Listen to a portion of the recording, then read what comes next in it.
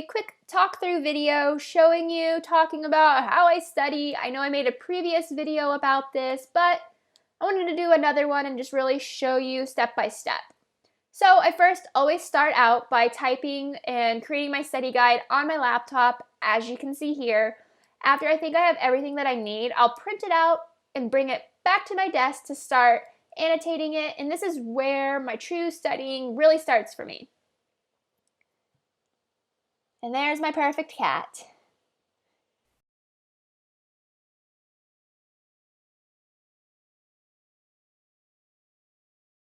I first always start by going through each page of my study guide and highlighting what I think is the most important as far as a definition or a concept.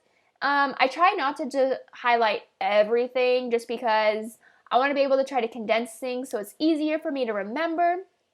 Also, while I'm highlighting, I will pick up a colored pen. As you can see here, I have a green one, and this is just so if I'm going through it, highlighting it, and all of a sudden something pops into my head, I can jot it down real quick so that in my second phase, I'll be able to expand on it. Alright, so the second phase, after I've highlighted everything that I think I'm going to need to remember, I get my book out and my class notes, and I go through the study guide from the beginning, writing down anything that I feel that I've missed or feel that will help me in some way as far as examples for concepts or theories. As you can see, I'm using 3 different colored pens. The one I'm using right here is a black inked pen. I mostly used this for expanding on certain concepts as well as the post-it notes, which I'll get into next, and then I used the pink pen for mostly definitions, and then the green one, like I said, I used that in the first phase for while I was highlighting.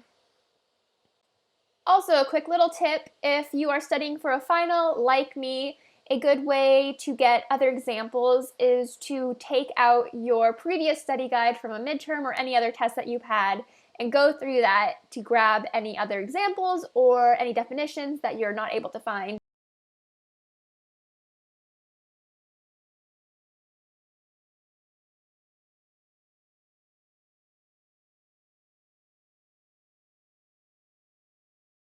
So next are the post-it notes. I love post-it notes, and I've been getting a lot of questions recently about how I use them. So with study guides, I mostly use them to write down examples from the book or from class notes about a certain concept.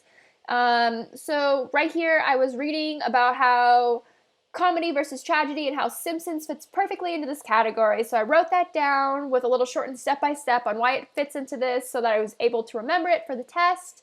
Afterwards, I just place it either to the left or the right of the concept on the study guide, just so that I'm able to reference it.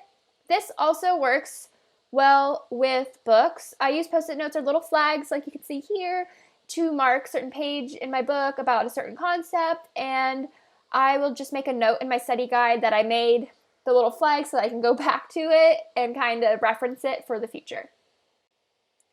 Once I've done all this, I will staple it all together and sit down and study it.